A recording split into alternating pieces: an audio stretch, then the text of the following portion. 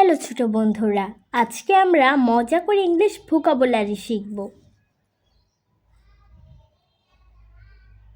Flower মানে ফুল, আবার ফুল মানে বোকা। প্রফিট মানে লাভ, আবার লাভ মানে ভালোবাসা।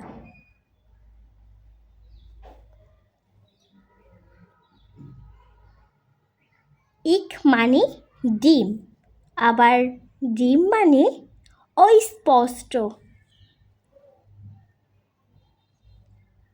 হোয়াট মানে কি, আবার কি মানে চাবি।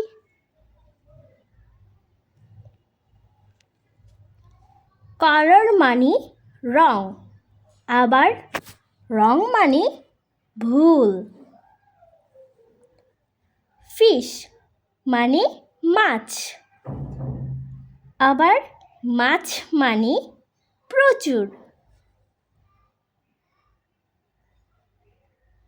টাইগার মানে বাঘ, আবার বাঘ মানে পোকা। ব্ল্যাক মানে ইট, আবার ইট মানে খাওয়া।